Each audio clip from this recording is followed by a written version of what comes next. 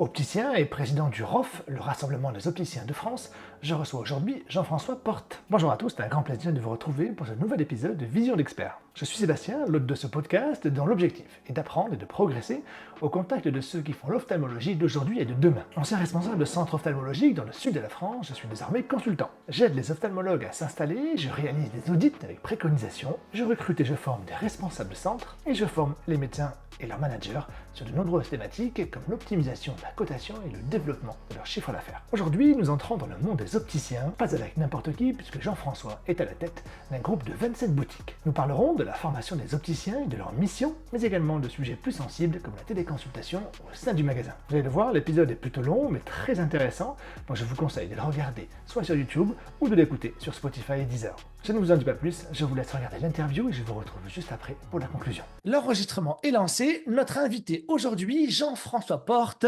opticien de son état, mais également président du Rassemblement des opticiens de France. Bonjour Jean-François.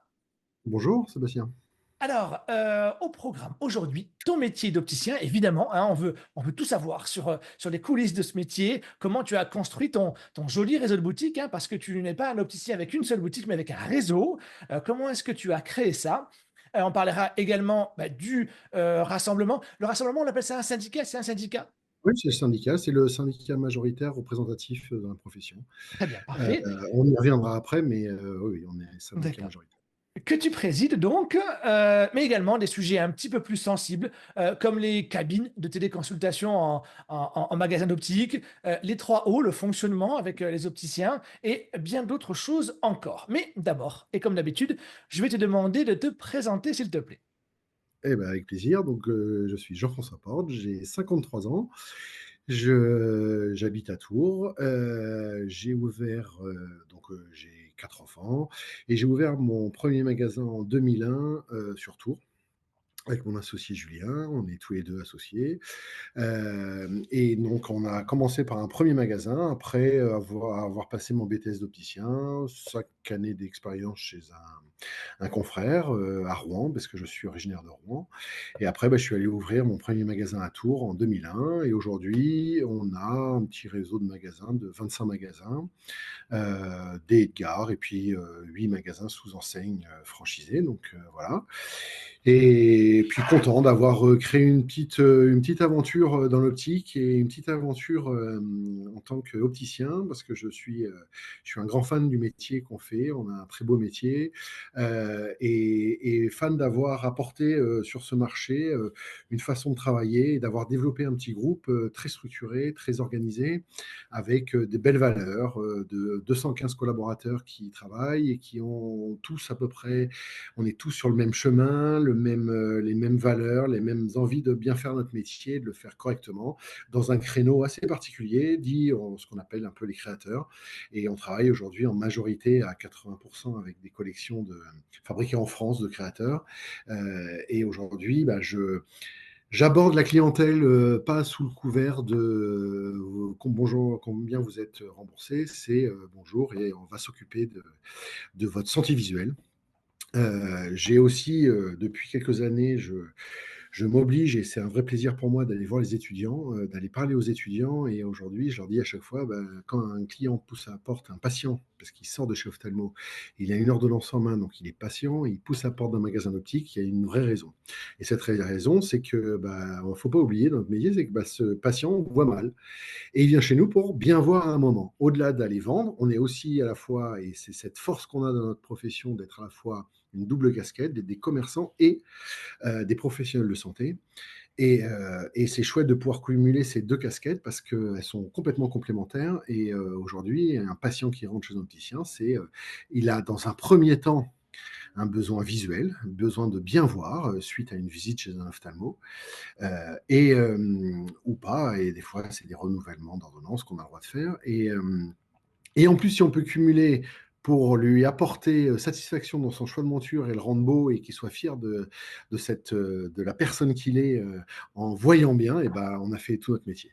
Faut pas oublier que l'objet lunette est le seul objet qu'on porte tous les jours et son téléphone aussi. Mais le téléphone, des fois, il est caché dans la poche. Et ben, les lunettes, souvent, ne sont pas cachées dans la poche parce que quelqu'un qui a besoin de lunettes, ben, il les porte toute la journée. C'est le seul objet pendant entre 2 et 3 ans va être le seul objet qu'on se lève le matin, on les met, on les enlève le soir, et c'est un objet essentiel à notre personnalité, sur notre visage, et c'est pas qu'un objet de consommation simple. Donc en fait, on a, pareil, quand je leur dis à ces jeunes étudiants, les futurs confrères, je leur dis, mais en plus, on a une autre chance dans notre profession, c'est que lors de la vente d'un équipement, on doit bien s'occuper de leur santé visuelle, de vendre un bel équipement, bien centré, bien équipé, des bons verres, des bonnes lunettes. On a cette chance de les revoir parce que souvent, bah, on vient faire sa commande et une semaine après, on les revoit. Donc, on est rare. C'est rare dans un commerce d'avoir cette possibilité de revoir rapidement son client, son patient. Donc, ça, c'est assez chouette, dans des bonnes conditions, hein. Je ne parle pas de gens malades qui vont devoir plusieurs fois voir le médecin. C'est que là, c'est quand même des bonnes conditions d'aller refaire ses lunettes.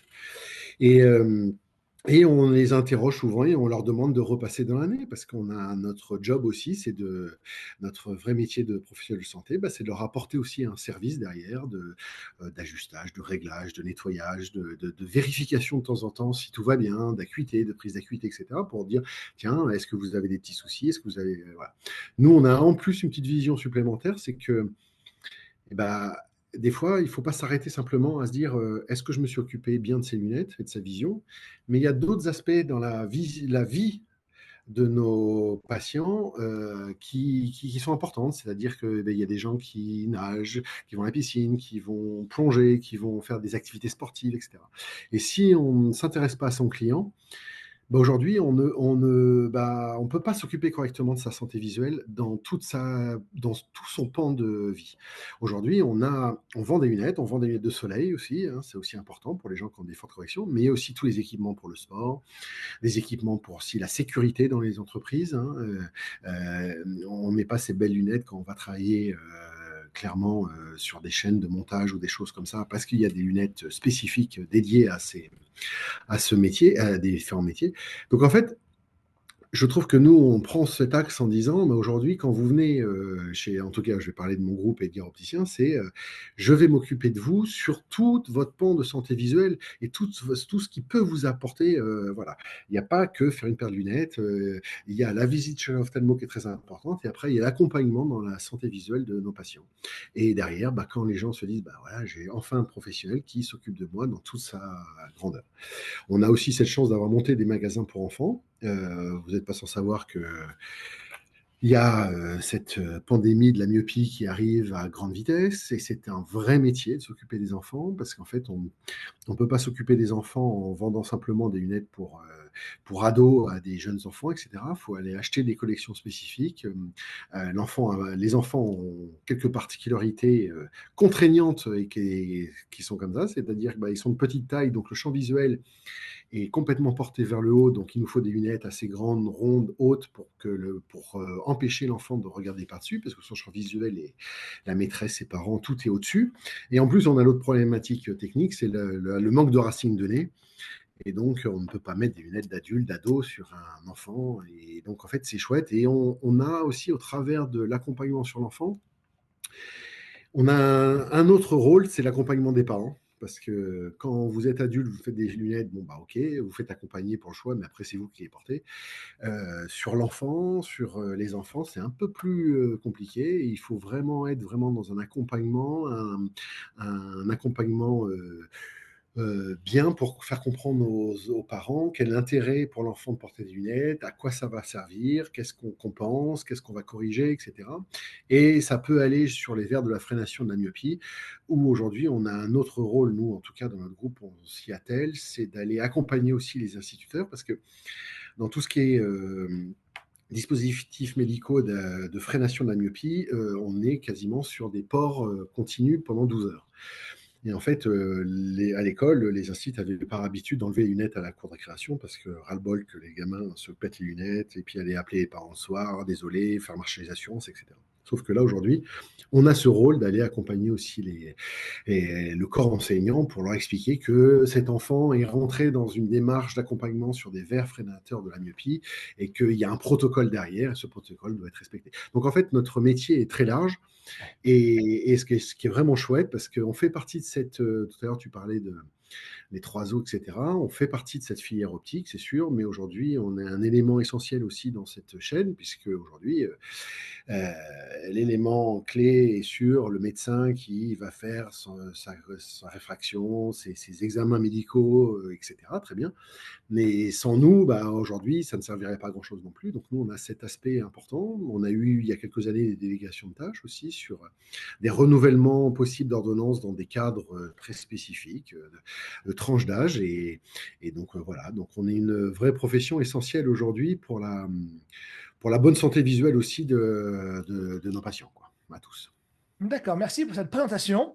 Hem, Voilà. alors, si on reprend de la genèse, on va dire, de ton histoire, Mm. pourquoi tu as choisi ce métier d'opticien finalement?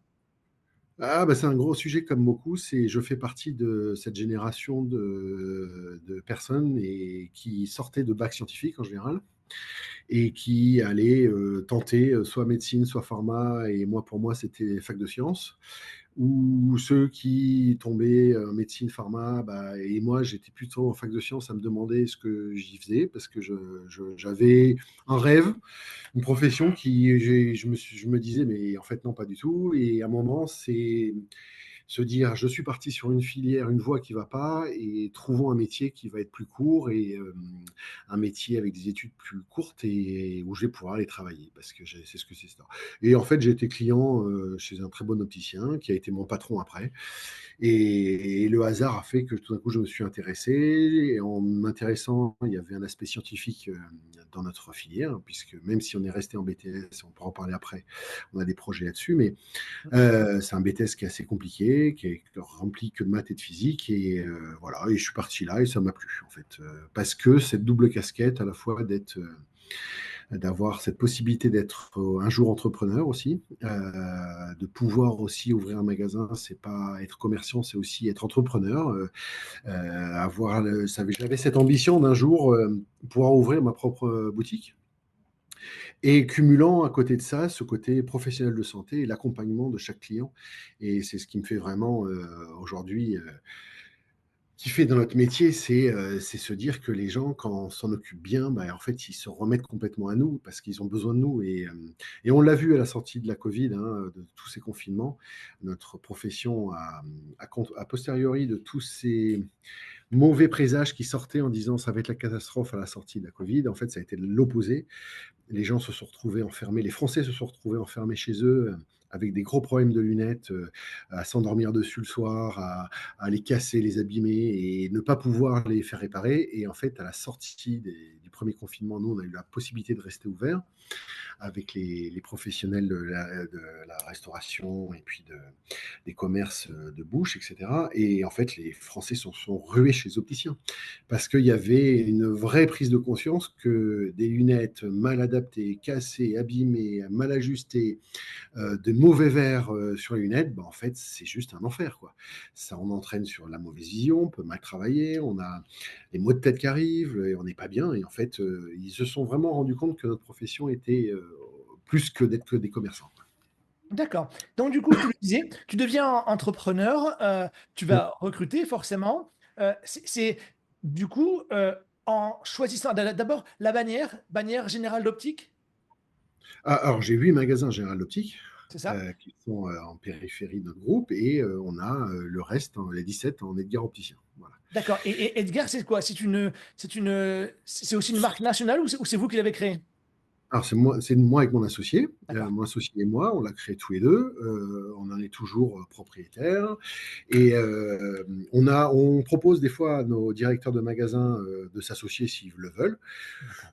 C'est aujourd'hui voilà, une autre question. Et en fait, aujourd'hui, on est des indépendants purs, hein. Aujourd'hui, on a créé malgré tout aujourd'hui un petit groupe de magasins et on est national parce qu'en fait, on s'installe que dans les grosses villes. Donc en D'accord. fait, on est installé à Lyon, Marseille, Strasbourg, Nantes, Caen, Tours, Le Havre, Orléans, qu'est-ce que j'ai? Le Mans, Biarritz, Bordeaux, voilà.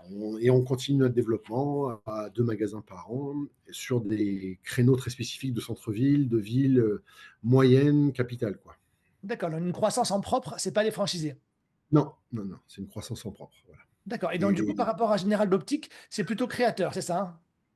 ah oui, c'est créateur, c'est, comme je disais tout à l'heure, on a 80 de nos lunettes, sont fabriquées en France, dits de créateurs. Alors ça veut pas dire original à chaque fois, mais ce sont pas des marques, de grands couturiers, ce sont pas des marques, voilà, ce sont des gens qui dessinent, pensent, font fabriquer et nous vendent en direct leur collection.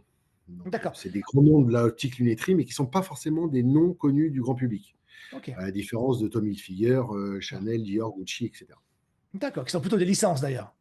Ouais, c'est des licences quoi, qui sont fabriquées dans des usines derrière. Mais il faut de tout quoi. Donc nous, on vient apporter une offre aussi un peu différente, aux Français, comme ça. Et nous, quand on s'installe dans une ville, on n'est pas en concurrence Ouais. directe avec, nos confrères. On vient apporter une autre façon de travailler, une autre vision et on apporte aussi des collections un peu différentes. Voilà. On peut dire que c'est plus haut de gamme? Alors ça l'est, non pas parce que nous on le choisit, ça l'est parce qu'en fait les produits qu'on vend le sont. C'est-à-dire que alors on met aussi, une architecture particulière sur nos magasins, on met beaucoup d'argent sur nos magasins parce que, et c'est l'exemple du premium aujourd'hui en France, hein, j'aime pas le terme luxe, mais je vais utiliser plutôt le terme premium. Et forcément, on est plus cher parce qu'aujourd'hui, chez Edgar, on est 100% Essilor, et que bah, forcément, fabrication, etc., c'est beaucoup d'innovation, etc. Donc forcément, ils sont plus chers que des verres qui arriveraient de je ne sais pas où. Nos collections sont fabriquées en France et quasiment toutes fabriquées en France et forcément bah, seront plus chères et à l'achat, donc forcément plus chères à la vente. Donc, mais c'est pas parce que nous on pratique des prix supérieurs, c'est que les produits qu'on achète sont déjà plus chers que d'autres produits, quoi. D'accord. Je me posais la question, combien ça coûte à peu près d'installer un magasin, d'optique comme Edgar? Il y a un budget ou ça va dépendre? Ça, ouais, ça dépend vraiment de la ville, de l'emplacement. Aujourd'hui, il y a des villes qui sont extrêmement chères, où là, des fois, il faut mettre un ticket fort. Des fois, des villes sont moins chères et le droit d'entrée. Et nous, on a un développement qui est sous deux formats. C'est soit la ville où on décide d'aller est déjà travaillée par un confrère avec les mêmes produits. À ce moment-là, l'objectif, c'est d'aller soit racheter ce confrère D'accord. ou voilà. Si la ville n'est pas et que les fabricants nous suivent, bah, on fait une création. Voilà, donc si c'est un rachat de confrères, bah, c'est au chiffre d'affaires. Donc Mmh. aujourd'hui, ça se vend entre 90 et 100 dans notre domaine à nous, du chiffre d'affaires. Et si c'est une création, bah, ça dépend. Parce qu'en fait, ce qui compte, on a un stock à peu près équivalent, des travaux qui sont à chaque fois équivalents, mais ce qui va jouer beaucoup, c'est l'emplacement. Est-ce qu'il y a un droit Ouais. d'entrée, le loyer, etc. Donc, mais bon, c'est voilà, on a un modèle un peu particulier qui fait qu'on met beaucoup d'argent au départ pour que derrière, après un moment, ça monte en puissance et ça devienne des grosses structures. Donc, et c'est ce qu'on arrive à faire.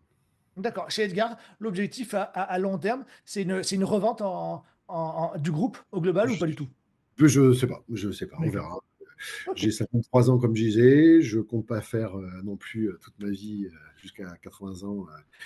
Voilà, donc on est en train de réfléchir. Et puis moi, mon objectif, ça serait que des personnes aient envie un jour, quand on sera un peu plus vieux, de poursuivre notre aventure sur les mêmes, avec des nouvelles idées certainement. La profession aura changé, l'environnement aura changé, la technicité aura changé, mais peut-être une envie un peu profonde de gens qui vont continuer et perdurer ce qu'on aura créé et que Edgar nous appartiendra plus, sera plus nous. Et puis, mais vous savez, aujourd'hui, Edgar, Julien et moi, mon associé, on ne dit pas que Edgar c'est nous, hein. Aujourd'hui, c'est Ouais, Edgar et Hawk aujourd'hui construit chaque jour par l'ensemble de nos collègues qui travaillent au quotidien. C'est eux qui font Edgar, c'est pas.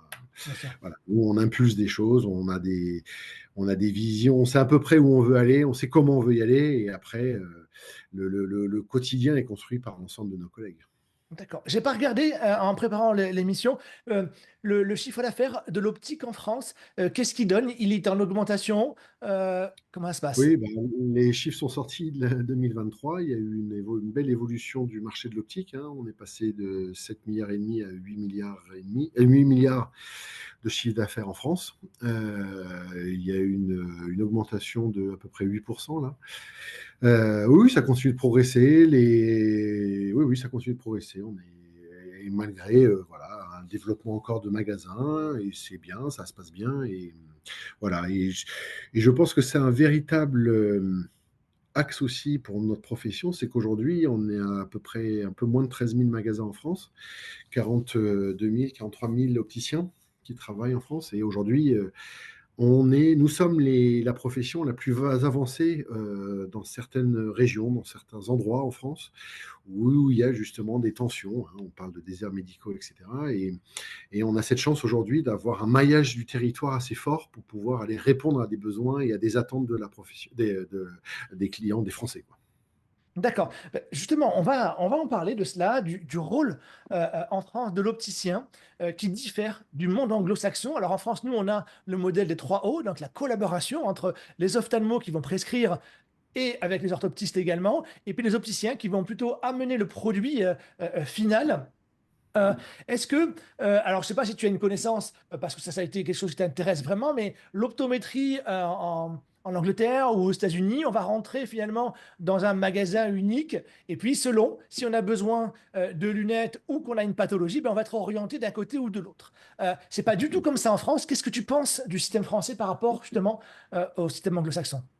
Alors, bah, moi, j'aime beaucoup notre système, hein, ça c'est sûr. C'est que avant, on parlait pas forcément des 3 O dans l'état des 3 O actuels, hein, parce qu'aujourd'hui, le, le métier d'orthoptiste a été changé, puisque à la base, un orthoptiste ne faisait pas d'ordonnance, ne faisait pas de réfraction, ils n'ont pas, faisaient pas dans leurs études de la réfraction. Les orthoptistes étaient là étaient souvent des personnes installées dans des cabinets en ville pour faire de la rééducation. Et c'était un autre acteur de la profession. L'ophtalmo envoyait chez opticien pour faire des lunettes et on allait chez l'orthoptiste pour faire de la rééducation des yeux, euh, qui permettait de compenser certains défauts, certaines problématiques. Quelques années, il y a eu un changement dans cette profession. Il est arrivé sur le terrain de la réfraction et des ordonnances. Alors attention, les orthoptistes n'ont pas une, la possibilité de prescrire dans tous les cas, hein. Ils ont un cadre très précis, ce qui est aujourd'hui un petit peu problématique pour nos opticiens sur le terrain parce que alors ça, c'est mon avis et je pense qu'il va falloir qu'on fasse un travail un peu plus fort. C'est que bah, certains orthoptistes produisent des ordonnances qui ne sont pas dans leur cadre et nous, derrière, les opticiens, bah, ils exécutent l'équipement et qui est refusé après derrière par la Sécu et les mutuelles parce qu'en fait, c'est en dehors du cadre. Donc là, on a un petit pépin en ce moment sur le terrain sur ce sujet. Après, dans cet axe des 3 O, bah, c'est parfait. Et nous, aujourd'hui, il y a cette problématique des déserts médicaux, des endroits où en France, et moi j'ai un magasin hein, qui est très problématique, hein, où j'ai pas d'orthoptie, j'ai pas d'ophtalmo, et qu'est-ce qu'on fait? Voilà. Et aujourd'hui, ça c'est un vrai enjeu pour les opticiens, c'est un vrai enjeu d'avenir, c'est-à-dire que nous, rappelle, on est assez avancé. Nous, les opticiens, on ne souhaite pas, on ne propose pas une solution pour devenir des petits médecins, des orthoptistes. C'est pas ça qu'on cherche, hein. Aujourd'hui, on cherche à rentrer dans un vrai travail, un vrai protocole entre les 3 O, avec cette possibilité d'être, nous, au plus proche de certaines populations. Quasiment, nous sommes obligés, dans les conventions qu'on signe avec la CNAM, d'avoir des salles d'examen de vue dans nos magasins, hein. C'est une obligation, avec une salle fermée. Euh, dans nos magasins. Donc en fait aujourd'hui, et ça manque aujourd'hui parce que il y a cette petite voilà, guéguerre entre opticien, ophtalmo-orthoptiste et à qui va vouloir faire quoi. Sauf qu'aujourd'hui, non, tout n'est pas réglé sur les déserts. Non, la France, il y a un article de 60 millions de consommateurs qui est ressorti hier soir et qui est assez dramatique sur l'accès aux soins en France, hein. Il y a beaucoup, beaucoup de régions où c'est compliqué. Moi, je prends toujours l'exemple du magasin qui est en tension chez moi. Je suis obligé de demander à des personnes âgées de faire 1 heure et demie de route pour aller voir un ophtalmo. Est-ce qu'aujourd'hui, en France, en 2024, on n'a pas quelque chose à faire et est-ce on ne peut pas faire quelque chose sans aller prendre le métier de l'ophtalmo, sans aller prendre le métier de l'orthoptiste. Voilà, aujourd'hui, les derniers chiffres sont sortis. On a peu d'orthoptistes qui s'installent en province, dans les petites villes, hein, je parle des petites villes, et comme beaucoup d'ophtalmos s'installent dans les grosses villes, euh, on a les derniers chiffres de la Sécu, c'est 0,13% des ordonnances de lunettes sont faites par des orthoptistes. Donc, peut-être que ça va augmenter, et tant mieux si ce chiffre augmente. Mais aujourd'hui, on ne peut pas dire que 0,13% des ordonnances vont résoudre un problème réel. Voilà. Aujourd'hui, il faut savoir qu'on a à peu près 6 millions de Français qui n'ont pas eu accès à un ophtalmo, un orthoptiste et une paire de lunettes. 6 millions de Français qui sont en dehors des clous aujourd'hui. Aujourd'hui, qu'est-ce qu'on fait? Est-ce qu'on garde ce fait-là de dire, OK, il y a des gens, on les laisse de côté, tant pis pour leur vue, ou est-ce qu'on décide de travailler un peu plus fortement, parce que ce n'est pas juste de la poudre aux yeux, c'est dire comment on s'articule tous ensemble autour d'un vrai protocole avec les opticiens. Peut-être qu'un jour, il y aura des orthoptistes partout, et je le souhaite, et puis des ophtalmos partout, mais ce n'est pas encore la réalité aujourd'hui, et je ne sais pas comment va arriver cette réalité. Donc, il y a même dans cet article, je lisais quelque chose aussi récent où il y avait des propositions en ce moment de dire comment on pourrait aussi accompagner certains professionnels de santé, style médecins ou orthoptistes, à aller s'installer dans des endroits qui sont en tension, quoi. Alors, le problème, c'est qu'il y a aussi des opticiens qui se lancent, qui montent des protocoles dans certaines régions, qui montent des protocoles avec les ophtalmos autour d'eux, ce qu'on appelle les CPTS, hein, les commissions, certaines commissions qui se font en France. Et parce que, de toute façon, il faut bien qu'on avance sur ces sujets-là. Et puis, je ne vous parle même pas aujourd'hui de tout ce qui est EHPAD, personnes à mobilité réduite, les personnes, tout ce qui est handicap dans des centres, etc. Moi-même, j'ai un frère qui est handicapé dans un centre. Ces personnes-là sont à peine vues. Si la famille n'est pas derrière, c'est compliqué aujourd'hui d'avoir accès aussi à tout ce parcours de soins. Donc, je pense que mon travail dans les prochaines années, avec l'ensemble d'un syndicat, bien sûr, hein, c'est aussi de travailler en bonne intelligence et, et ne pas croire que nous, on est là pour prendre le travail des ophtalmos, mais on est là aussi pour prendre notre part de responsabilité et notre part de travail dans cette chaîne visuelle, quoi. Et au-delà de vendre des lunettes. Donc, on le sait, les ophtalmologues ne sont pas très fans des cabines de consultation chez les ophtalmos. Pourtant, certains de tes confrères l'ont fait. Toi, tu ne le fais pas a priori, parce que tu disais que tu devais demander à tes patients d'aller faire 1 heure et demie. Parce que, est-ce que c'est pas le plus simple, hein, que de s'adosser à des entreprises qui font ça maintenant, et qui vont te permettre, chez toi, d'avoir une cabine où tes patients vont être vus? Qu'est-ce que... Alors, attention, parce qu'il faut qu'on utilise les bons termes. Il y a deux sujets. Il y a la téléconsultation qui est légale et l'autre chose qui est en train de se faire qui n'est pas vraiment dans le cadre légal. Et ça, on en a tous conscience. La téléconsultation, aujourd'hui, c'est une cabine qu'on doit financer dans un magasin d'optique où le patient, sur rendez-vous, a pris un rendez-vous sur des plateformes, il y en a différentes, prend son rendez-vous, vient dans le magasin d'optique et s'enferme dans une cabine. Et là, l'ophtalmo est en synchrone. C'est-à-dire que l'ophtalmo, c'est lui qui va commander les machines à distance. L'opticien n'intervient plus du tout, hein, puisque la personne est complètement enfermée. Et souvent, l'ordonnance n'est pas délivrée sur le lieu d'exercice. Le patient repart et il a son ordonnance quelques temps après. À lui de retourner chez son opticien ou un autre, ce qu'il voit. Ce modèle est un modèle intéressant, puisqu'en fait, il y a effectivement un ophtalmo en synchrone et une vraie visite médicale à la clé. Le modèle, après, ce qu'il est, il est à titre, je vais prendre à titre d'entrepreneur pour moi, là, et plus président de syndicat, mais à titre entrepreneur, ce modèle a un coût très élevé pour les opticiens. Et voilà, on n'est pas tous à y aller. Il y a quelques personnes qui y vont, il y a des enseignes qui y vont. Moi, à titre perso, je ne suis pas assez gros pour me dire j'y vais parce que c'est un modèle qui est très cher pour l'opticien. Mais ça, c'est ma carte, Ouais, attention, bien sûr. entrepreneur qui parle. Après, si je reprends la carte président d'un syndicat, c'est un modèle qui est tout fait légal et que le ROF soutient, bien sûr, hein, et chacun est libre après de faire ou pas faire. L'autre modèle qui est là aujourd'hui n'est pas forcément dans les clous. vis-à-vis de la loi, et je referai bientôt une conférence de presse en début d'année pour qu'on essaye de travailler. Mais il va falloir qu'on travaille autour de ce protocole, de rendre quelque chose de légal, parce qu'en fait, on ne peut pas rester dans l'état actuel aujourd'hui. Ça ne marche plus. Je dis, moi, il y a beaucoup de magasins qui sont en tension en France aujourd'hui, et comment on fait pour que, au-delà du business, c'est même pas une question de business là, d'opticien, c'est une question de, je suis opticien, je suis au plus près d'une population et j'ai pas de professionnels autour, à moins de les envoyer à 1 heure, 1 heure et quart, 1 heure et demie de route. Et là, c'est pas forcément sérieux. Donc, il faut qu'on travaille autour de cette problématique-là. Donc, la téléconsultation est légale, l'ophtalmo est en synchrone. Est-ce que ça répond? C'est légal, donc j'ai rien à dire sur ce sujet. Le problème, c'est qu'est-ce que ça libère du temps médical? Ben non, puisque l'ophtalmo est en synchrone. Donc en fait, pendant qu'il s'occupe d'une téléconsultation, il ne peut pas s'occuper d'un autre patient. Donc en fait, aujourd'hui, c'est une solution qui répond à des attentes, mais est-ce que ça répond complètement à une libération du temps médical en France et pouvoir accompagner à plus de visites de patients?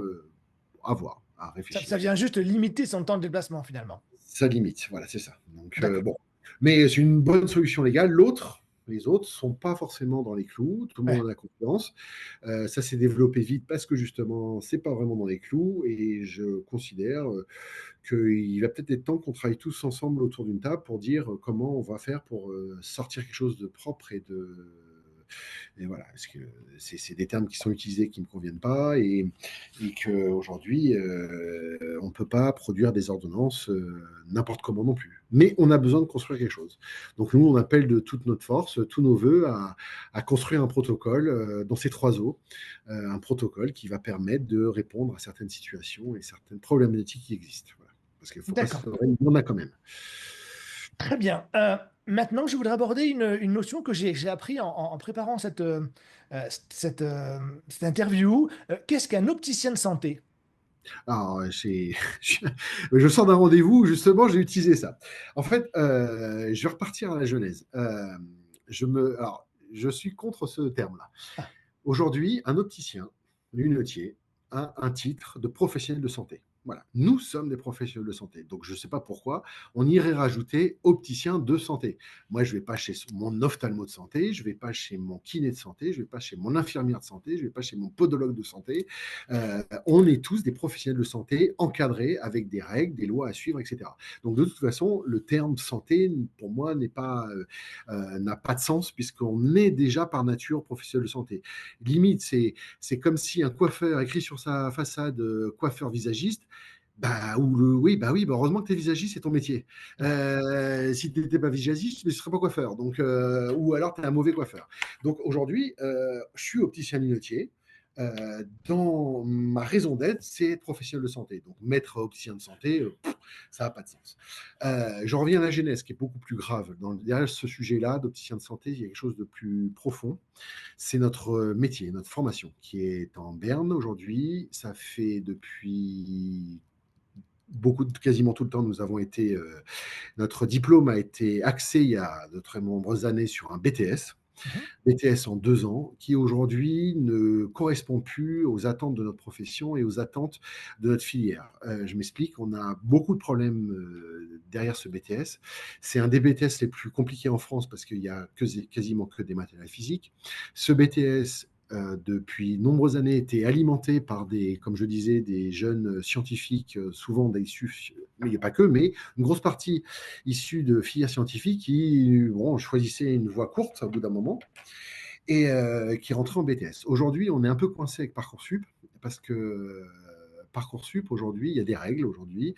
Vous êtes jeune, vous êtes en lycée public, vous faites un bac général, vous devez partir en licence, maîtrise, doctorat, médecine, pharma ou grandes écoles. Vous faites un bac pro, vous devez aller en BTS. Vous faites un bac technologique, vous devez aller en IUT. Voilà comment ça fonctionne aujourd'hui. Et en fait, cet effet-là fait qu'aujourd'hui, on a un afflux depuis 3-4 ans de bac pro dans notre filière et je n'ai rien contre, je tiens à le dire, j'ai rien contre les jeunes qui font des bacs pro, sauf que ces bacs pro, on ne les connaissait pas. C'était souvent des bacs pro qui partaient dans la filière optique, mais l'industrie. Soit l'industrie dans l'optique lunetterie, mais il y a aussi plein d'industries qui font de l'optique, hein, la fibre optique, il y a plein d'autres industries qui embauchent. Voilà. Et ces jeunes-là, en ce moment, sont réorientés sur notre métier. Et souvent, ils ne comprennent même pas pourquoi ils sont orientés sur le métier d'opticien, etc. Et ça, c'est un vrai problématique. Le deuxième problématique, c'est que aujourd'hui, le terme BTS n'est plus un terme très attractif pour notre profession. Un jeune qui fait des études avec un peu de maths et de physique, comme il nous faut pour réussir ce BTS, bah souvent ses parents lui disent mais tu vas pas aller en BTS quoi. Ça a plus de sens aujourd'hui dans la filière actuelle. Donc aujourd'hui en général bah, les parents freinent. Tu vas pas aller faire un BTS de 2 ans etc.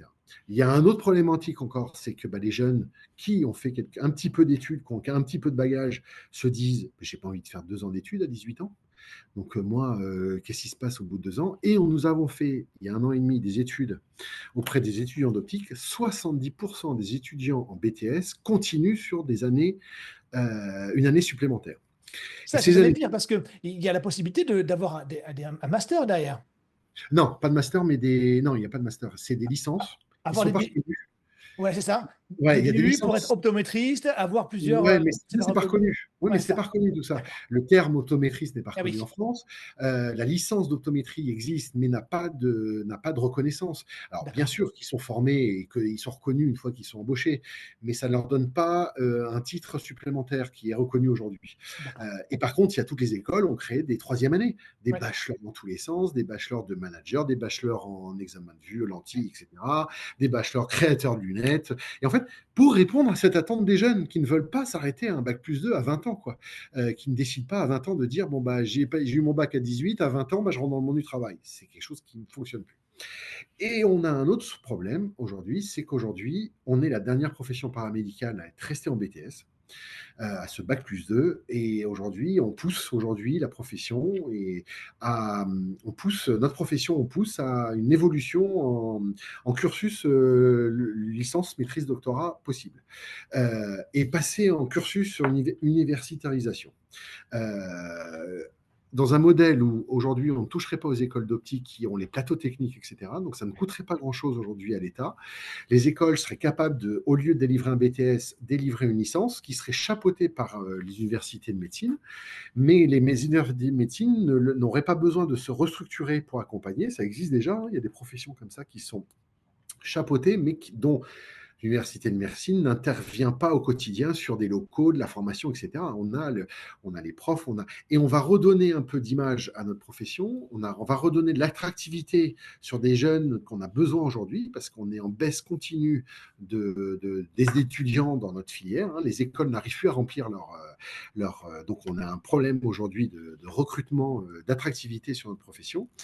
Et après, et l'autre souci, parce qu'on discute beaucoup avec les ophtalmos sur ce sujet-là, eux sont d'accord pour qu'on passe en licence, parce qu'en fait, tant qu'on reste en BTS, ben, en fait, on n'est pas audible vis-à-vis soit des ophtalmos, soit des instances étatiques, etc., parce que bah, on n'a pas un champ de compétences suffisant, on n'a pas fait un temps de parcours et d'études assez important pour dire, bah, OK, on peut vous mettre autour de la table pour discuter de certaines choses.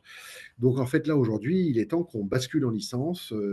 C'est un peu mon travail, un des travaux principaux du ROF, c'est de bousculer, pousser, et les portes s'ouvrent, les oreilles sont en train de s'ouvrir parce que bah, faut qu'on sorte de ce BTS, quoi, qui n'a plus de sens aujourd'hui, ça n'a pas de sens.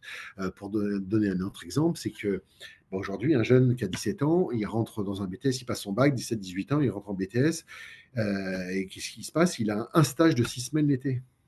Ça n'a pas de sens. Alors, il y en a beaucoup qui partent en alternance, mais même en alternance, au bout de 2 ans d'alternance, les jeunes n'ont pas été fabriqués pour être des futurs entrepreneurs et des professionnels de santé. Parce qu'il faut savoir, c'est que c'est le BTS qui donne la possibilité d'ouvrir un magasin. Et être un magasin, c'est être entrepreneur. Un ophtalmo est un entrepreneur aussi aujourd'hui, quoi qu'on dise. Hein, il gère des collaborateurs, des locaux, il a une masse à gérer, etc., en plus de son côté médical. Mais nous, on est pareil. On est aussi des entrepreneurs sur le monde de l'optique, avec cette particularité professionnelle de santé. Et aujourd'hui, on sort d'un BTS avec un stage de 6 semaines l'été. Ça n'a absolument pas de sens. Et moi, alors ça c'est mon avis perso et je pense que je ne suis pas le seul à le partager, nous opticiens aujourd'hui, on doit s'engager dans la formation de nos collègues. En fait, dans cette formation, on pousse, le ROF pousse une formation qui n'est pas du temps plein pendant 3 ans, avec beaucoup soit d'alternance, soit beaucoup de stages, beaucoup plus lourds, des stages, si possible, en milieu hospitalier, mais peut-être dans le cabinet ophtalmo. Ils en embauchent beaucoup, les ophtalmos embauchent beaucoup d'opticiens aujourd'hui, ce qui nous permettra d'avoir des meilleures relations opticien-ophtalmo, parce qu'on connaîtra nos deux métiers et on n'aura pas peur de se parler, parce que des fois c'est aussi un problème, hein, l'opticien il se sous-évalue et face à un ophtalmo alors qu'on a le droit de se parler. On est dans une chaîne, on est dans une filière, donc il faut qu'on se parle. Et des stages beaucoup plus importants en magasin où la vision est que le chef d'entreprise, l'entrepreneur, bah, va transmettre aussi des choses, va devoir transmettre des choses à cette personne, à cet étudiant, qui à un moment sera peut-être un futur confrère en France, qui va un jour ouvrir son magasin, et bah, on doit aussi transmettre. On a ce devoir de transmission aujourd'hui en tant qu'opticien pour accompagner nos futurs collègues et pas les laisser dans cette jungle après, une fois que vous êtes diplômé, et pouf, on ne sait pas comment on fait, qu'est-ce qui se passe, comment on ouvre un magasin, on n'apprend pas à gérer des stocks, on a ça aussi à faire. Donc, je pense que cette partie-là, elle doit être prise en main par nous opticiens. On ne doit pas oublier de former nos futurs collègues, nos futurs confrères, et on a une prise importante de rôle à faire là-dedans. D'accord, parce que j'allais dire, heu, on m'en a parlé puisque j'ai un ami personnel qui tient un magasin d'optique et qui me disait qu'il avait énormément de mal à trouver des opticiens parce que un, en effet, tu le disais, baisse de l'attractivité. 2, bah, on l'a vu depuis 10 ans, 10-15 ans, les magasins, d'optique ont fleuri, ont explosé, donc du coup, il y a eu beaucoup plus de demandes et puis, il y a aussi beaucoup maintenant d'opticiens, qui, bah, veulent pas bosser le samedi, donc du coup, bah, ils vont chez les ophtalmos et du coup, vous, ça vous fait vraiment, il y a a Ah, priori dans vos magasins, il y aurait, énormément finalement de personnel qui n'est pas opticien finalement. alors, tu vois, sur l'histoire du samedi, j'aime bien parce que non, mais c'est un vrai sujet. Je pense qu'on se trompe, que les jeunes ne veuillent pas travailler le samedi, si on ne donne pas de sens au samedi. Ouais, Aujourd'hui, quand je dis aux étudiants, quand je vais à les écoles, je leur dis: «Bah, vous voulez quoi? Des centres-villes fermés le samedi?»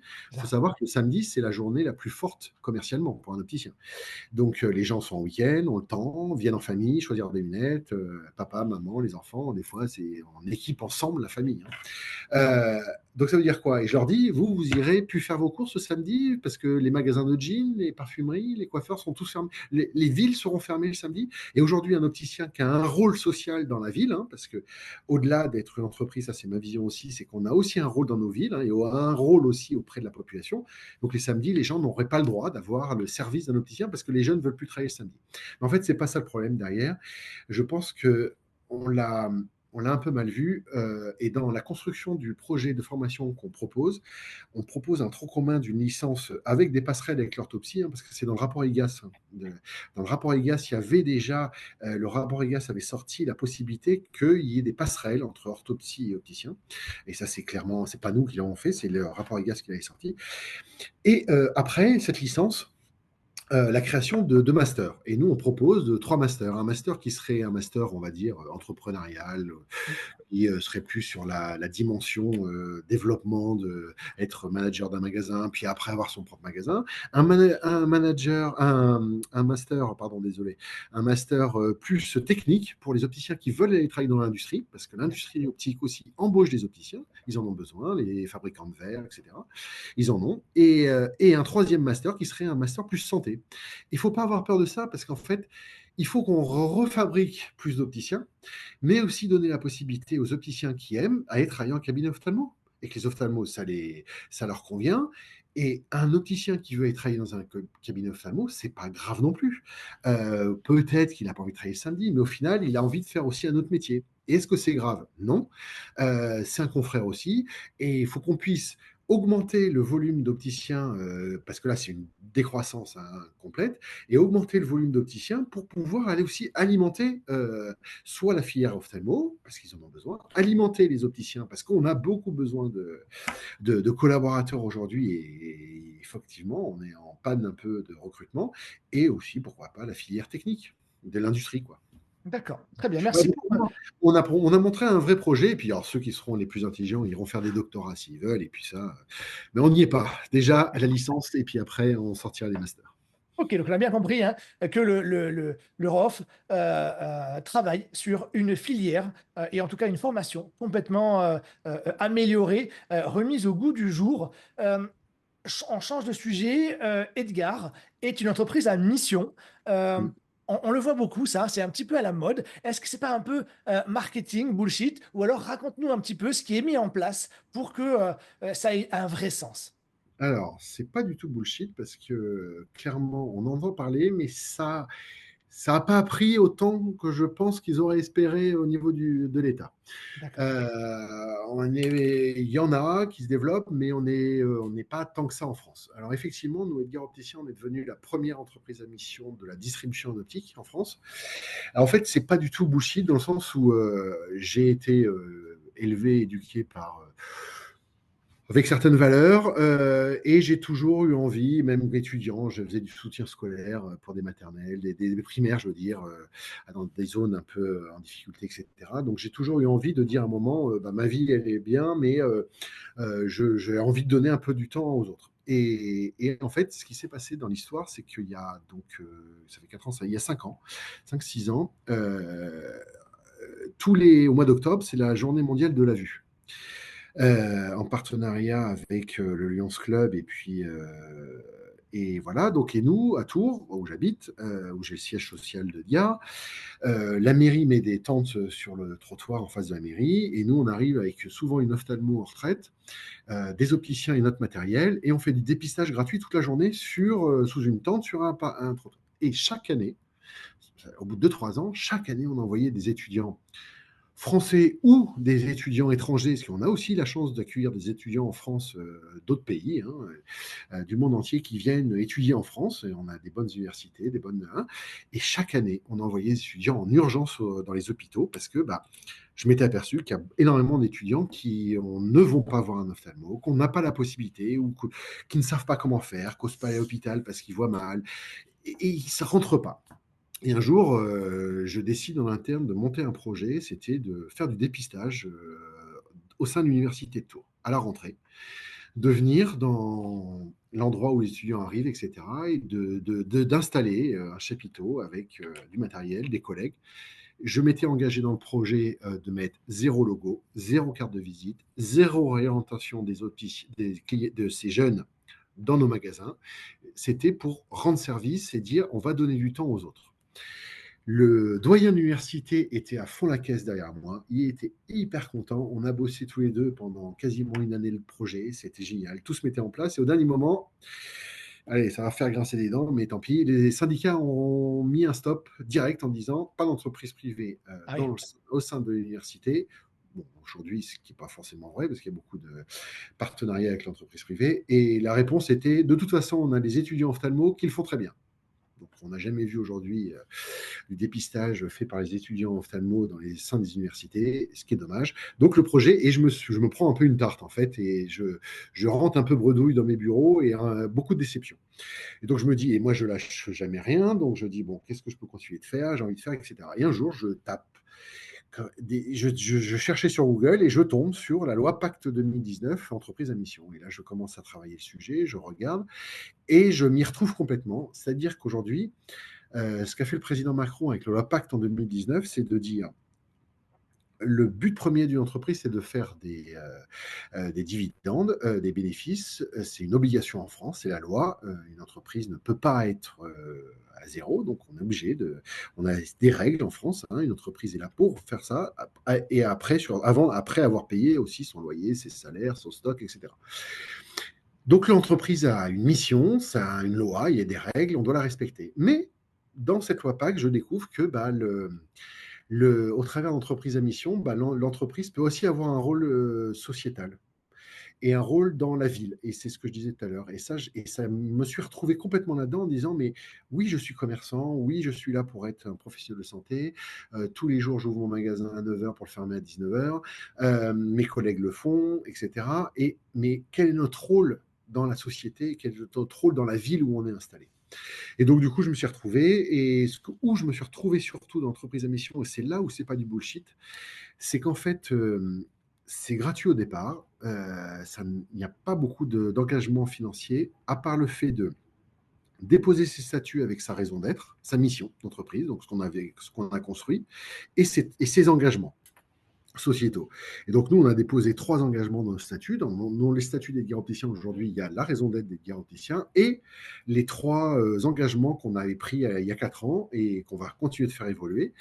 Et l'avantage, c'est qu'en fait, au lieu de signer des fois comment on appelle ça, des labels, RSE, il y a Ouais. plein de labels autour de choses qui se coûtent un peu plus cher. Et en plus, ces labels-là, les 3 quarts du temps, Big Corp, etc., sont très, très engageants très vite.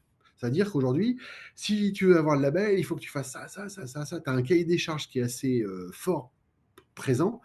Et moi, je n'ai pas la capacité à faire bouger une entreprise en de temps trop mouvement parce qu'on est éclaté en France. J'ai pas un local avec 215 personnes dans les mêmes bureaux. Hein.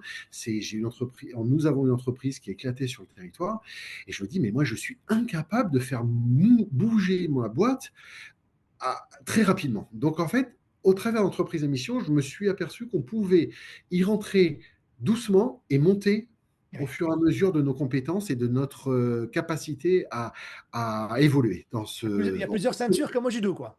voilà, dans ce niveau de la RSE. Et donc, du coup, aujourd'hui, on a démarré il y a 4 ans, je crois. Et après, en fait, dans l'entreprise à mission, tu es audité par un cabinet comptable, commissaire aux comptes, je crois, ou expert comptable, j'ai vu, et qui vient auditer ta boîte tous les 2 ans pour savoir si tu es toujours sur le bon chemin de l'entreprise à mission. Donc clairement, si tu veux pas être du bullshit, parce que ce n'est pas quelqu'un comme ça qui vient semblant auditer, ça a été pris en charge, je crois, par l'ordre des experts comptables, et qui ont une mission claire d'auditer les entreprises à mission pour voir si, en fait, elles progressent beaucoup. Et il y a un autre effet aussi que j'aime beaucoup d'entreprise à mission, c'est qu'en fait, on n'est pas tant que ça. Et en fait, on s'accompagne en local. Moi, je fais partie de comités d'entreprise à mission. Donc, on est obligé d'avoir un comité interne avec des salariés, des gens d'extérieur, etc. Et moi, je fais partie d'autres entreprises, de comités d'entreprise à mission pour avoir l'œil extérieur. Et c'est génial parce qu'en fait, tu t'aperçois qu'on se pose tous des bonnes questions. Le social, l'environnement, on a plein de vrais sujets qui sont en lien avec les jeunes. Et quand je m'insurge aussi sur le côté bullshit, c'est-à-dire qu'aujourd'hui, on parle de ces jeunes. Tout à l'heure, tu me parlais du samedi. Pour moi, c'est un faux problème. Le vrai problème aujourd'hui, c'est qu'on se retrouve confronté à des jeunes qui sont différents de nous. On a une nouvelle génération depuis une génération, puis il y en a une nouvelle qui est en train d'arriver. Une génération qui ne vient pas dans une entreprise pour se taire, une génération qui ne vient pas pour dire OK, patron, je vous écoute, je dis rien, j'apprends, puis je me tais. C'est une génération qui en demande, une génération qui est en demande de formation, une génération qui est en demande d'une entreprise qui fait des choses, une entreprise qui a du sens. Donner du sens au travail, mais donner du sens aussi dans la ville. Et aujourd'hui, nous, quand on fait du recrutement, dire qu'on est entreprise à mission, ce n'est pas une obligation pour nos collaborateurs de participer. Mais ceux qui s'y retrouvent, comme moi je m'y retrouve, ont la possibilité de donner du temps pour aller faire des actions. Et nos actions, en fait, pour éviter que ça soit du bullshit et que je me fasse effectivement, en fait, elles sont très peu connues du grand public parce que je ne communique pas trop là-dessus, parce que justement, je suis entreprise Edgar, entreprise premium, je vends des lunettes chères, des verres chers, j'ai des beaux magasins dans les centres-villes, etc. On va me dire, ouais, Jean-François, tu fais ça pour te racheter une bonne image, une bonne conscience. Et pas du tout, j'ai pas besoin de ça pour m'acheter une bonne conscience. Par contre, c'est donner du temps aux autres. Donc, en fait, on communique peu dessus. En fait, on le montre pas, mais on a, par exemple, pour t'expliquer, on est en lien avec la Fondation des Silors. Ça va me revenir, le nom de la Fondation des Silors. Et en fait, tous les ans, pendant 2 jours à Tours et dans d'autres villes, à Angers, etc., on fait 2 jours de dépistage. En fait, on est en partenariat avec le Secours populaire et le Secours catholique, qui, elles, gèrent ces populations compliquées. Elles nous mettent à disposition des locaux où elles amènent ces populations, parce que nous, on ne sait pas leur Bien parler, sûr. donc c'est elles qui les gèrent souvent elles ont des immeubles, elles gèrent ces populations qui sont soit en détresse sociale ou d'autres problématiques. Et elle les invite à venir sur un local pendant une journée. Et nous, on a les opticiens, on est là pour l'accueil, les examens de vue, etc. On a un ophtalmo qui vient dans un camion d'Essilor. Et c'est un ophtalmo qui vient de Paris, qui complète l'examen de vue médical.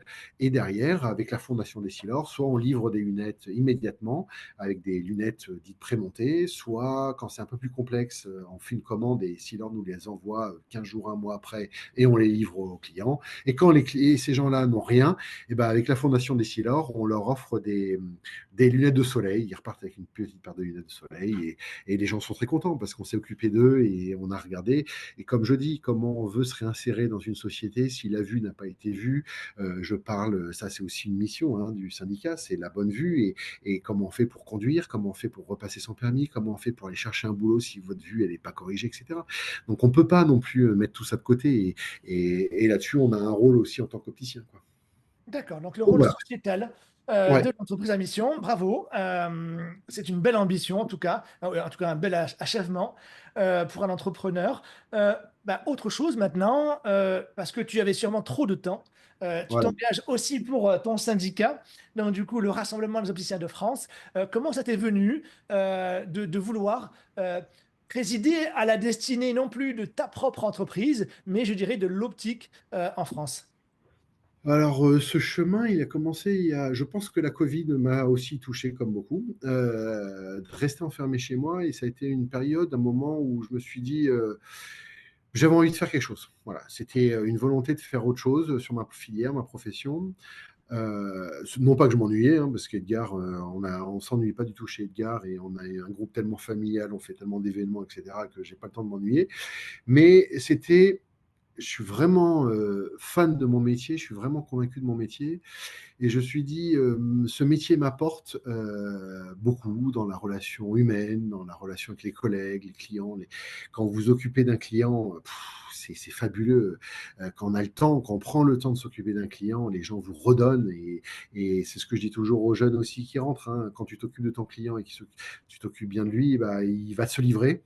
Puis le soir, tu rentres chez toi, tu dis, waouh, j'ai fait une belle rencontre. J'espère que tu te diras ce soir, toi, Sébastien, en rentrant chez toi, ouais, j'ai fait une belle rencontre. Ben, c'est la relation humaine, c'est de rentrer en contact avec d'autres gens et de dire, bah, quand on s'intéresse aux autres, bah, les autres se livrent et racontent des histoires de vie. Et puis tu rentres chez toi le soir, tu as quelque chose à raconter à ta femme, à ton mari, à ton chien. Et c'est génial. Et tu te couches chez toi après le soir en disant, waouh, la journée elle a été bonne. Donc en fait, c'est ce métier-là que j'adore. Et en plus, en réglant le problème visuel des gens. Et à un moment, je me suis dit, bah tiens, qu'est-ce que je pourrais faire? Donc j'ai commencé à m'intéresser à des choses, etc. Puis à un moment, il y a deux personnes qui m'ont appelé, c'était il y a 2 ans et demi, m'ont appelé en disant, bah tiens, Jean-François, on voit ton parcours, etc. Est-ce que tu voudrais rejoindre le syndicat des opticiens, le ROF? Et bah, c'était pile au moment où moi j'essayais de trouver des endroits où j'aurais pu être utile, quoi. Voilà, donc D'accord. bah, c'est tombé pile poil et en fait bah, je suis rentré au ROF et j'ai eu pour mission pendant les 2 années, un peu plus de 2 ans là, d'avoir la commission avec d'autres administrateurs du ROF, la commission formation. Donc c'est pour ça aussi que j'ai beaucoup travaillé on a beaucoup ensemble, c'est un travail commun, c'est pas moi, mais sur la formation, sur ce projet de formation qui aujourd'hui, moi en tant que président avec la directrice générale, on porte aujourd'hui auprès de toutes les instances. Donc j'ai eu cette chance. Et puis après, bah, il y a eu une élection au mois de juin et j'avais présenté un programme. Et puis voilà, donc j'avais envie d'aller apporter un programme, voilà, un petit peu des choses nouvelles aussi au syndicat. Et j'ai cette vision aujourd'hui syndicale qui est notre syndicat est le syndicat majoritaire des opticiens, parce qu'en fait, on a toutes les enseignes aujourd'hui. On a des indépendants comme moi, on est quelques-uns, et on a aussi toutes les enseignes autour de la table. La représentativité, on représente 80% des opticiens syndiqués en France. Et en fait, il y a un retour qui est assez fort des opticiens sur les syndicats, c'est de dire ouais, mais on ne sait pas ce que vous faites, ouais, les Ouais. syndicats, vous servez à quoi? Vous êtes dans votre tour d'ivoire, vous êtes dans vos bureaux, mais que dalle. La preuve, c'est qu'on est dans une tour Montparnasse qui est la tour infernale. On va bientôt partir. Mais au-delà de la blague, c'est profond chez les opticiens, avec un passif qui est assez compliqué entre les deux syndicats. Et je m'efforce à entretenir des bons liens avec mes confrères syndicaux, parce que je crois que c'est important. Et, c'est plutôt en travaillant intelligemment qu'on obtiendra des choses que de se détruire et de se tirer dans les pattes. Et avec une volonté qui a été et qui va être un peu mon programme pour l'année prochaine, notamment un des sujets pour l'année prochaine que j'ai pas pu depuis que j'ai été élu, c'est un vrai travail auprès des adhérents. On a commencé à mettre en place depuis juin des nouvelles actions, mais de remobiliser des opticiens qui étaient déjà un petit peu mobilisés sur des réunions spécifiques. Mais là, aujourd'hui, j'ai un véritable engagement d'aller au-devant des adhérents pour leur dire, ben oui, je peux vous écouter, posez-moi vos questions de ce qu'on fait. Moi, je vais vous dire ce qu'on fait, mais je vais aussi répondre. Et en fait, il n'y a rien de caché au syndicat. On fait juste un vrai travail de fond, de travail de protection de la profession, d'engagement de l'avenir de notre profession, et qu'on a besoin de tout le monde, en fait. Et donc, en fait, voilà, j'ai porté un programme, et puis ça s'est fait comme ça. Et puis, on m'a posé la question tout à l'heure, est-ce que tu t'imaginais la somme? Donc là, j'ai clairement, hein, j'ai mis Edgar un peu. J'ai la chance d'avoir un associé, donc aujourd'hui, il me tient au courant.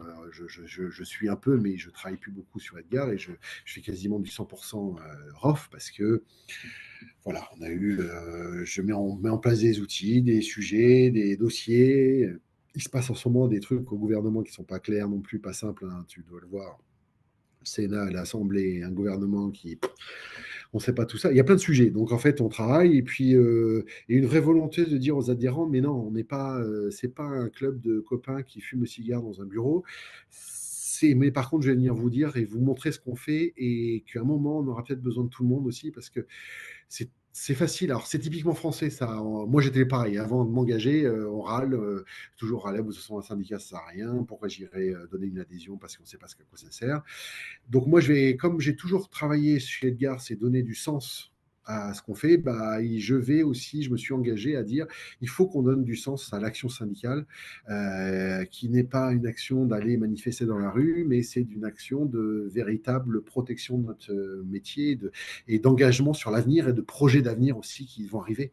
Et dès l'année prochaine, je vais commencer à engager des nouveaux sujets avec un conseil d'administration qui est là, de toutes les enseignes qui sont représentées, des opticiens indépendants, et on travaille tous ensemble voilà, bien. Et ça, c'est important. On aura besoin d'adhérents sur place aussi, en local, et faire remonter et travailler. Parce que si on veut faire travailler un véritable avenir sur l'accès aux soins pour tous et l'accès aux soins dans certaines régions, bah, j'ai besoin des opticiens. Voilà.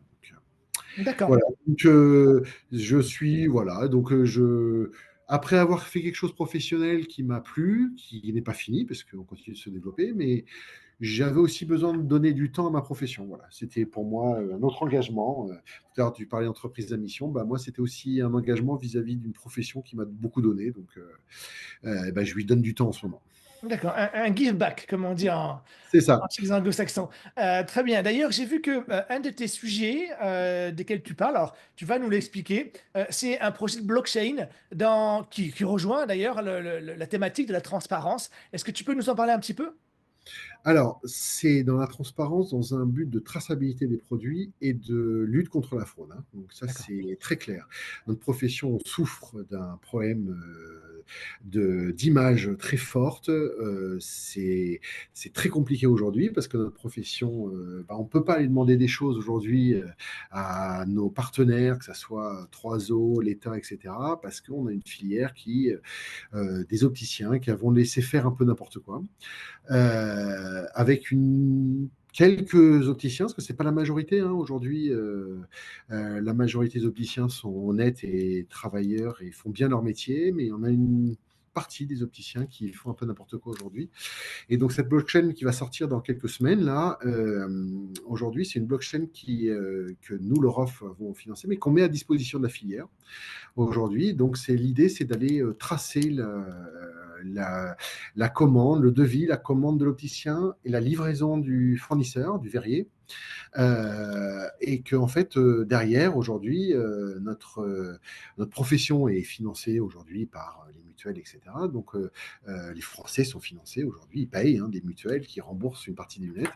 Et en fait, aujourd'hui, bah, ce problème de fraude gêne tout le monde et cette blockchain va permettre de contrôler l'ensemble de ce qui s'est passé autour de l'ordonnance et de la vente.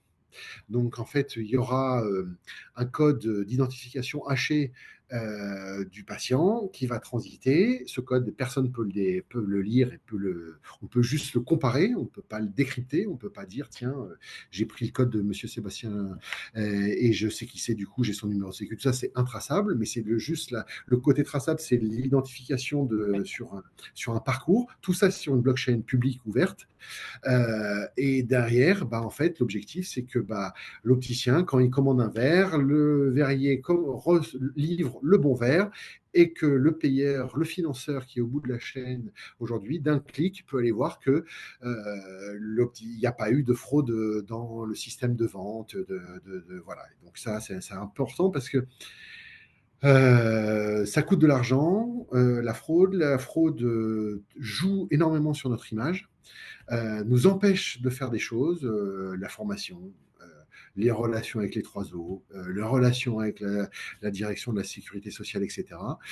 Donc en fait, on a engagé ce sujet. En parallèle, on a aussi engagé le sujet des règles professionnelles déontologiques de notre profession, qui ont été co-signées avec le SINOM, le syndicat des opticiens mutualistes. Parce qu'aujourd'hui, c'est pareil, on n'avait pas de règles qui nous géraient, et donc on va devoir rentrer avec aussi, forcément, si un opticien déroge à ces règles. Voilà. Donc après, le système de la fraude de la blockchain sur un système, l'opticien n'a pas une obligation forcément au départ d'y rentrer, mais ceux qui ne rentreront pas dans la blockchain bah, se mettront en porte-à-faux vis-à-vis des payeurs, des mutuelles et des réseaux, et ceux-ci bah, accentueront leur contrôle pour être sûr que, et si un opticien bah, travaille normalement, bah, avec son éditeur de logiciel, ça sera fait automatiquement, et s'il n'a rien à se reprocher, bah, autant rentrer dans la blockchain. Il n'y a pas un coût énorme, ça va coûter 100 euros par an à l'opticien, et en fait, aujourd'hui, bah, pour montrer que bah, lui, il a bien pris une ordonnance, il a fait une commande de monture et d'un bon verre, il a reçu le bon verre, il a livré le bon verre au client, et tout le monde est content. Voilà. Et D'accord. qu'on Donc, on arrête. tu me rassures alors. Je vais pouvoir continuer à aller chez mon opticien, surfacturer le verre pour qu'il puisse m'offrir une paire de lunettes de soleil. C'est bien ça, hein? Voilà, c'est exactement ça. Voilà. Ça, c'est bon. D'accord. Donc aujourd'hui, ça n'a pas de sens. Ça n'a pas de sens dans un avenir qui doit se dessiner sur la santé, voilà, ça n'a pas de sens aujourd'hui de dire vous inquiétez pas, je vous commande des verres moins chers, je vais vous mettre des verres comme ça, je vous facture une solaire. Ça aujourd'hui, ça coûte aux financeurs, ça coûte à notre image, ça coûte à tout le monde. Et en fait, le reproche que nous on nous fait, c'est vous n'avez pas mis d'ordre dans votre profession. Vous n'avez pas fait le ménage dans votre profession. Eh ben, aujourd'hui, le syndicat n'est pas un organe policier. Hein, donc aujourd'hui, je ne peux pas aller dire toi, dis donc, t'es méchant, toi, t'es machin. Donc aujourd'hui, le ROF a décidé de financer une solution qui est mise à disposition de la filière, qui ne sera pas dirigée par le ROF. Hein. Aujourd'hui, on l'a annoncé, c'est l'ensemble des acteurs va contrôler cette blockchain pour la continuer de développer, parce qu'il y a aussi le problème des fraudes avec les lentilles, et on va continuer sur les audios, comme vous pouvez vous imaginer, sont très intéressés par notre solution, parce que la fraude sur audio est encore pire.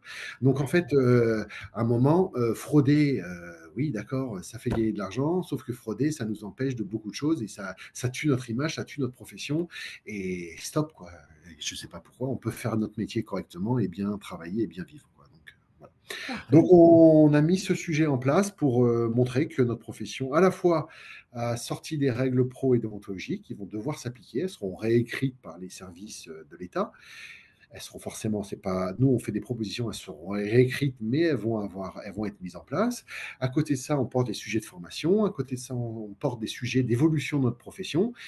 Mais en même temps, bah, faut qu'on règle ce problème de oui, mais vous, les opticiens, vous faites n'importe quoi. Donc, bah non. Alors, effectivement, c'est moins fréquent en ce moment, mais à un moment, on allumait sa télé, on regardait des trucs, on voyait des reportages sur n'importe quoi sur l'optique. Alors, oui, bah, il y en aura toujours, mais on a une profession qui a besoin d'aujourd'hui de se prendre en main, de stabiliser, de montrer qu'on est des vrais professionnels et que voilà, donc et qu'on va avancer sur le bon chemin. D'accord, très bien. Et pour vous dire, ça intéresse tout le monde et ça intéresse encore plus la direction de la sécurité sociale et la direction de la DGOS, la direction de l'offre de soins, qui elle aussi est forcément très intéressée parce que n'était pas au courant qu'on mettait ça en place, on est allé leur présenter, ils sont forcément intéressés parce qu'ils disent, bah, enfin, vous mettez des choses en place sur votre profession. Donc ça les intéresse, ils D'accord. sont très, très contents. Bon, bah, super. Donc on l'a vu, hein, ton mandat avec l'ambition de modifier, le niveau, d'entrée des opticiens Ouais. qui se travaillent sur le blockchain maintenant. Est-ce que tu vois d'autres grandes évolutions dans ton métier dans les 10 ans qui viennent?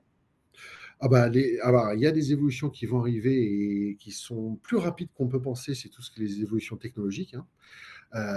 Les lunettes connectées, Ouais.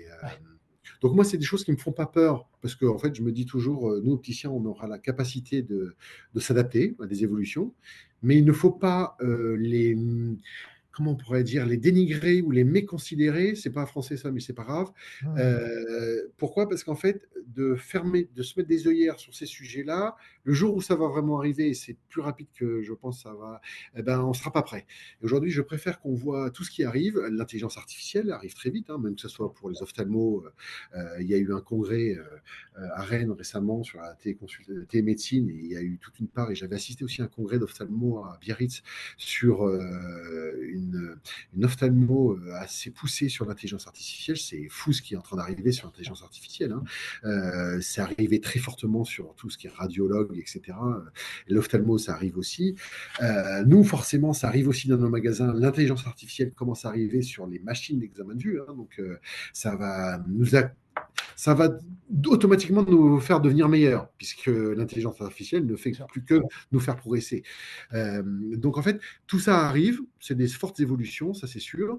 Je pense qu'une évolution aussi qui est importante et qu'il ne faut pas dénigrer, c'est l'optique pour tous, la vision pour tous, hein, la vue pour tous. Et il ne faut pas oublier qu'aujourd'hui en France, on a encore des gens qui n'arrivent pas, qui ne peuvent pas, qui n'ont pas accès, qui n'osent pas, qui n'arrivent pas à prendre de rendez-vous, qui ne peuvent pas se déplacer pendant 1 heure de voiture parce que il n'y a personne et la vue est quand même aujourd'hui un des 5 sens et ça c'est un enjeu d'avenir aussi pour nous ROF, c'est très important. D'accord. Il y a encore du Faut travail. qu'on- En gros, tu as ouais, il y encore a encore beaucoup de du pain sur travail, la ouais. planche. Ah oui, oui, oui, oui. Très Oui, bien. il y a encore beaucoup de pain sur la planche. Et puis, ces enjeux de myopie aussi, hein, la pandémie sur la myopie, hein. Ils avaient annoncé 50% de population Ouais, myope. En Europe, les Caucasiens, on sera un peu moins touchés, mais ouais. on sera quand même touché à peu près 30%. Ça, c'est lié au rythme de vie. Il y a eu une conférence, il y a les états généraux de la myopie qui se sont tenus à Paris il y a 15 jours, là, 10 jours. Clairement, aujourd'hui, la pandémie de myopie est liée à nos rythmes de vie, à notre façon de vivre, les écrans, les tablettes, les ordinateurs, le fait de peu sortir, la Covid a joué, ça j'avais pas forcément vu, mais d'être resté enfermé dans les maisons a fait que ça aggrave encore en plus parce que on prenait pas le temps forcément ou les gens n'avaient pas d'extérieur chez eux, donc Ouais, c'est le ça. temps d'aller reposer l'œil, se promener, faire une balade dans la rue, etc. Donc en fait tous ces modes de vie qui sont en train de, pourquoi ça explose en Chine et au Japon, etc. On le sait, hein.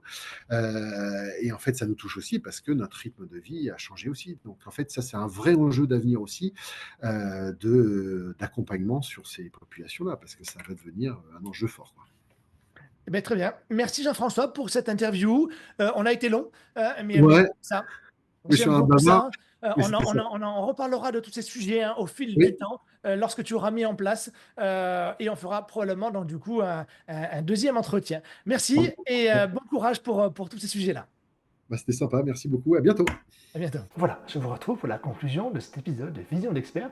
J'espère qu'il vous a plu et que vous avez appris des choses. Si vous êtes arrivé jusqu'ici, eh bien d'abord bravo. Quelque chose me dit que nous retrouverons rapidement Jean-François pour parler de l'avancée des combats qu'il mène. Merci d'avoir regardé ce numéro jusqu'au bout. N'hésitez pas à liker et partager. Je vous souhaite une belle journée et je vous dis à très vite pour un nouvel épisode.